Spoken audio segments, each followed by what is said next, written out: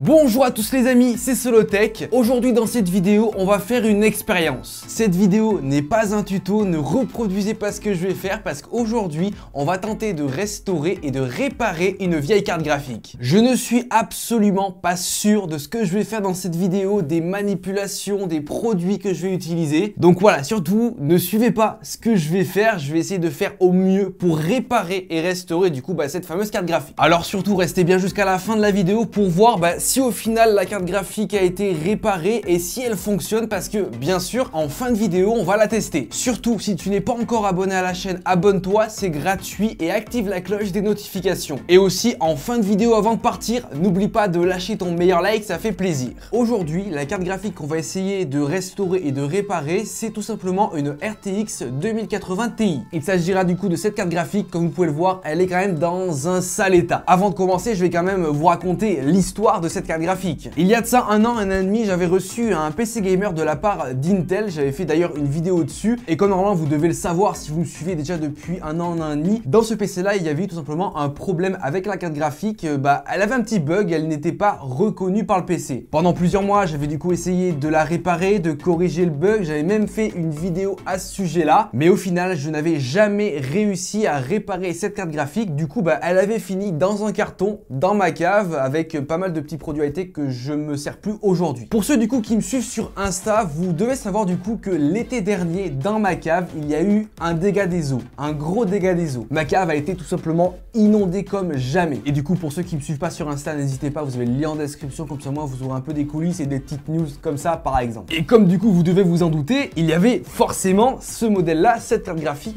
dans ma cave et surtout sous l'eau. En plus faut savoir que c'était de l'eau un peu sale avec de la poussière, de la terre, bref c'était pas de l'eau claire, du coup la carte graphique a pris quand même assez cher. Mais pour autant je m'en étais pas trop préoccupé parce que je savais de base que cette carte là ne fonctionnait plus, ou du moins n'était pas reconnue par le PC, donc je me suis dit tant pis, elle a pris l'eau, elle est morte. Voilà, pour autant je l'avais gardée parce que je me suis dit peut-être qu'un jour on pourra essayer de la réparer en vidéo. Et du coup j'ai bien fait de la garder parce qu'aujourd'hui on va essayer de la restaurer, de la réparer pour au final voir si elle fonctionne toujours, et surtout on la mettra dans mon PC pour voir si elle s'allume et si tout marche. Ok, donc c'est parti, on va commencer tout ça. Déjà je vais vous présenter tous les produits que je vais utiliser dans cette vidéo. Ouais, je t'avoue que quand je suis passé à la caisse, la caissière m'a regardé un peu chelou. Donc du coup voilà les principaux produits dont je vais me servir pour réparer et restaurer cette carte graphique. Donc tout d'abord de l'eau déminéralisée. Techniquement il faudrait de l'eau distillée, mais j'ai fait pas mal de magasins, j'en ai pas trouvé, donc on va faire le taf avec de l'eau déminéralisée. Je vais aussi avoir besoin d'acétone ou un produit plus ou moins similaire. J'ai aussi pris du vinaigre ménager pour pouvoir nettoyer les pièces en plastique, et enfin du bicarbonate de soude, ça va être très utile. Mais bon, ça c'est pas la première étape. Il va falloir déjà tout d'abord démonter entièrement, pièce par pièce, la carte graphique pour pouvoir la nettoyer. Hop, donc c'est parti, on va enlever tous les vis et la démonter pièce par pièce.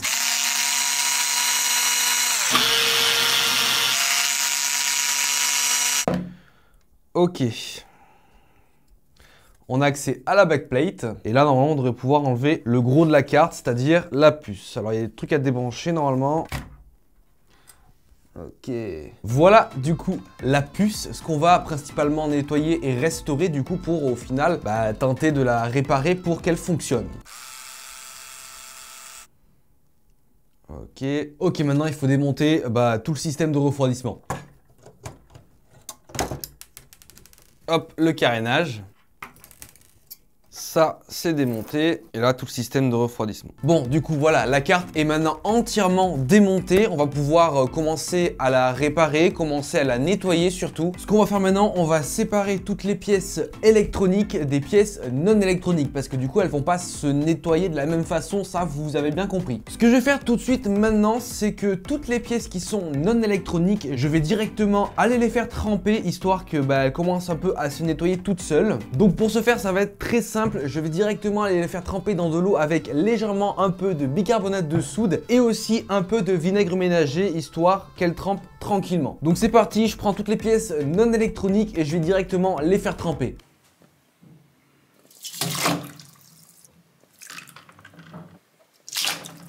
Ok, maintenant prochaine étape, on va donc s'occuper de la carte en elle-même, on va la nettoyer. Donc déjà, il va falloir enlever la pâte thermique qui est présente sur la carte. Pour ça, j'ai tout simplement un produit qui est fait exprès pour nettoyer et enlever les pâtes thermiques, donc on va donc l'utiliser.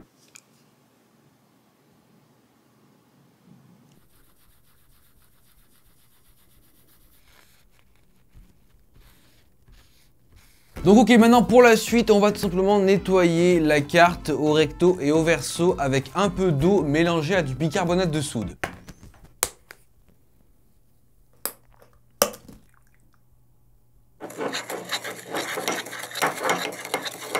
Ok, c'est prêt, je prends donc une brosse à dents et je vais frotter la carte, donc très prudemment bien sûr pour rien abîmer du tout, mais normalement ça va la nettoyer.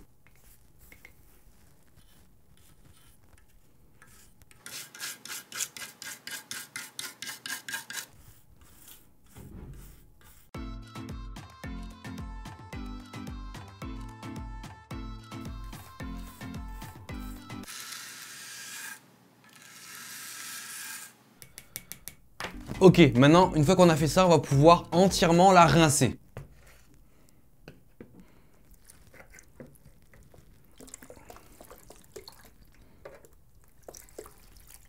Du coup, avant de la sécher, il va y avoir une deuxième étape pour le nettoyage. On va donc cette fois-ci utiliser de l'acétone pour la nettoyer entièrement une deuxième fois. Donc attention, c'est un produit dangereux, plus ou moins. Là, je sais pas si c'est vraiment de l'acétone, mais... ouais, ah ouais! Bon, pareil, même technique.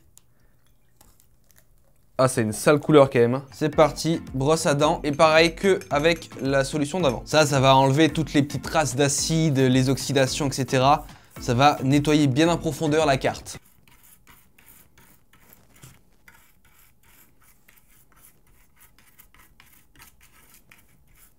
Comme je vous dis, ce que je fais là, c'est clairement une expérience, donc ne le refaites pas chez vous. Enfin voilà, moi je sais que la carte graphique de base, elle marche plus, donc je m'en fous en fait si je la nique ou pas.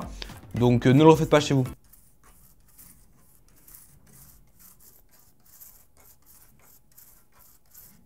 Ok, c'est fini, maintenant il va falloir bien la rincer. Voilà, il faut entièrement la rincer pour enlever tout l'acétone et le reste de bicarbonate de soude qu'il y a peut-être encore sur la carte. Donc voilà, rincer, il faut bien la rincer là.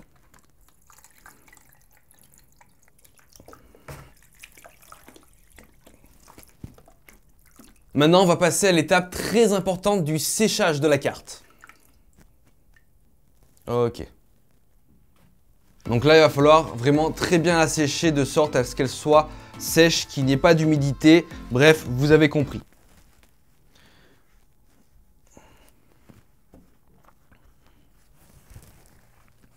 Ok, du coup, on va laisser tranquillement sécher la carte et pendant ce temps, on va nettoyer toutes les autres pièces que j'ai fait au préalable tremper. Ah, ça coule! Les voici, les pièces. Donc là, pour les nettoyer, c'est très simple. Au bicarbonate de soude, vous frottez bien. Normalement, ça devrait être pas mal. Déjà, les faire tremper, ça a permis de commencer un peu le nettoyage. Et là, on va le poursuivre à la main.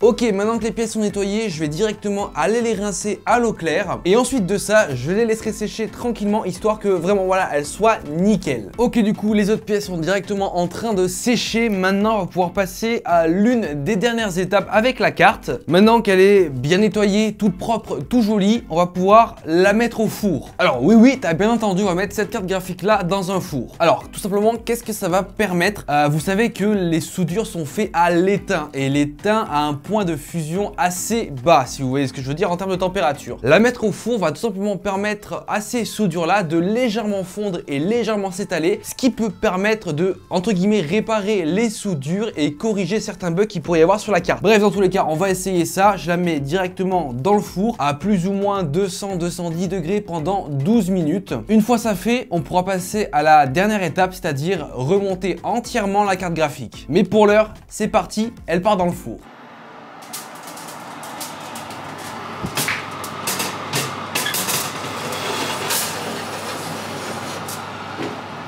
Allez hop, c'est parti pour 10 minutes.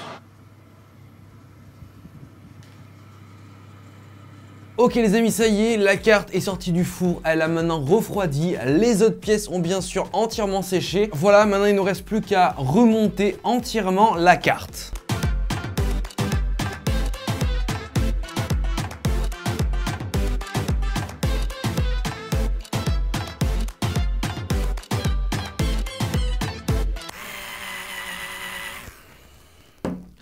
Ok, bah voilà. Hop, la carte est entièrement remontée, donc ça c'est cool, au moins on est arrivé à tout remonter tranquillou. J'ai bien sûr ajouté tout ce qui n'était pas thermique, etc., etc. Donc bref, normalement tout est bon, la carte est prête, elle a été nettoyée, normalement elle devrait marcher. Enfin, j'espère. Donc du coup, bah ce qu'il nous reste à faire, c'est directement la mettre dans un PC, l'allumer, voir au final déjà de 1 si elle s'allume, parce que déjà ça serait un exploit si elle s'allume, et de 2 voir si elle fonctionne, parce que je vous rappelle que cette carte là un défaut, elle buguait, elle ne fonctionnait pas. Donc bref, déjà si elle s'allume, je pense que ce sera déjà pas mal et je serai content de moi. Après, si j'arrive à régler le bug là, ça sera cool. Ok les amis, c'est parti, moment de vérité. Comme vous pouvez le voir, la carte graphique est directement dans le PC, elle a été plug sur la carte mère, elle est reliée à l'alimentation. Ben maintenant, il reste plus qu'à allumer le PC. Allez, c'est parti, test du PC, hop, l'alimentation est prête, 3, 2, 1...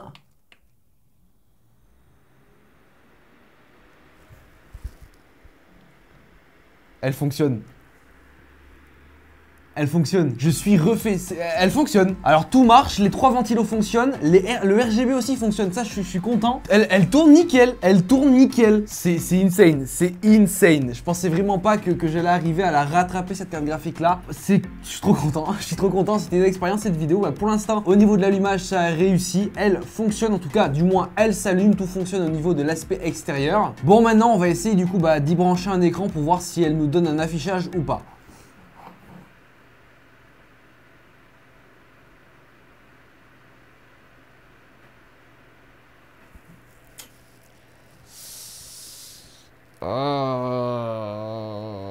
Deuxième tentative.